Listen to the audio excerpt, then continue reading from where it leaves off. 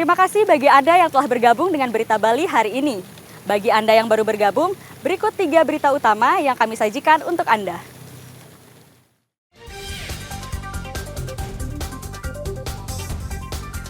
Kebakaran lahan perkebunan terjadi di Desa Dukuh, Kecamatan Kubu, Karangasem.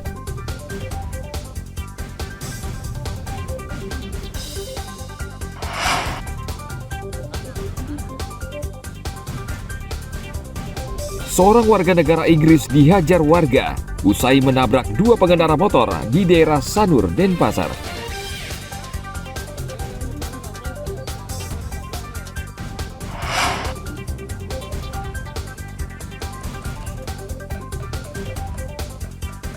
Mencoba khasiat kuliner bakso dan lawar tupai di Tabanan.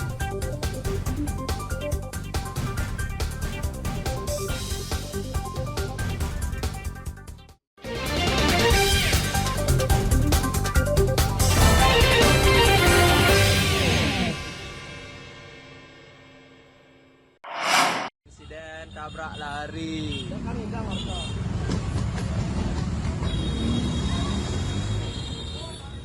Pria bule bernama Thomas James Simpson menjalani pemeriksaan di Satlantas Polresta Denpasar. Ia sempat diamuk warga karena ulahnya menabrak pengendara lain di jalan, lalu tancap gas melarikan diri. Tabrak lari terjadi pukul 9 malam di kawasan Sanur, Kamis pekan lalu. Dalam video amatir, warga berusaha mengejar mobil pelaku. Pria berkebangsaan Inggris rupanya menabrak 2 pengendara sepeda motor dan 1 pengendara mobil. Saksi mengatakan pelaku datang dari arah Kute menuju Sanur. Saat memutar arah di depan Embung Sanur, pelaku tiba-tiba menabrak pengendara lain. Pelaku yang panik langsung tancap gas dan akhirnya diamankan warga di Suwung, Batan Kendal, Denpasar. Pelaku diketahui tinggal di Jalan Batur Sari, Sanur Kau, dan saat menabrak ia dalam keadaan mabuk minuman beralkohol.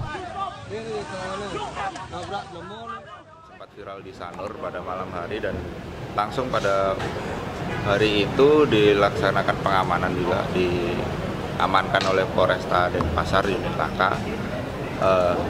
Sempat masuk diperiksa di rumah sakit, lalu langsung diambil itu tes alkohol dan juga tes apabila ada indikasi zat lain yang ada di dalam tubuhnya bule tersebut.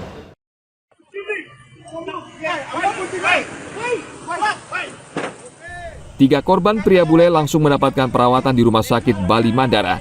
Mereka umumnya menderita luka cukup berat, sementara pelaku saat ini masih menjalani pemeriksaan di Satlantas Polresta Denpasar. Tim Liputan melaporkan dari Kota Denpasar.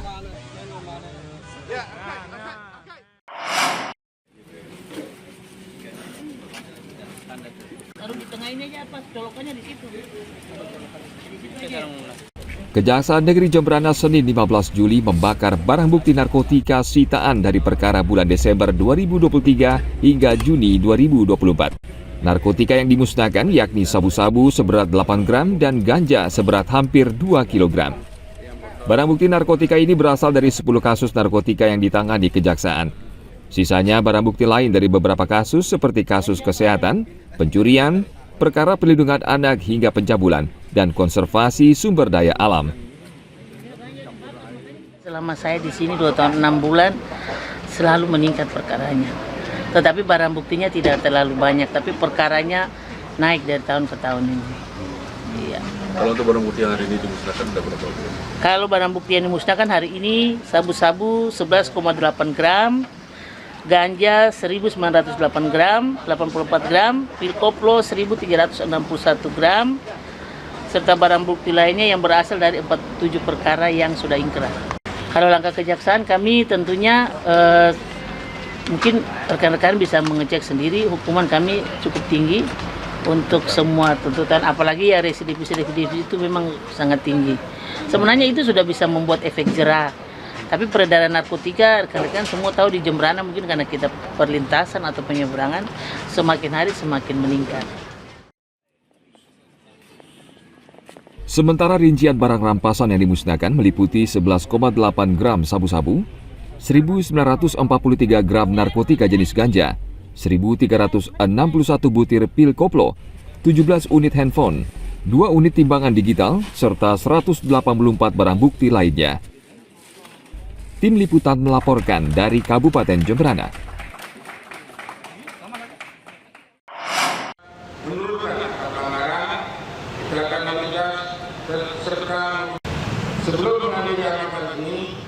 Selama 2 pekan ke depan, jajaran kepolisian menggelar operasi lalu lintas dengan sandi Patuh Agung 2024. Apel gelar pasukan di Mapolda Bali pada Senin pagi merupakan awal dimulai operasi Patuh Agung 2024 yang akan berlangsung selama 14 hari dari tanggal 15 hingga 28 Juli 2024. Polda Bali akan melibatkan 1.000 lebih personel yang terdiri dari sekitar 260 personel Polda Bali dan 800 personel Polresta jajaran Polda Bali.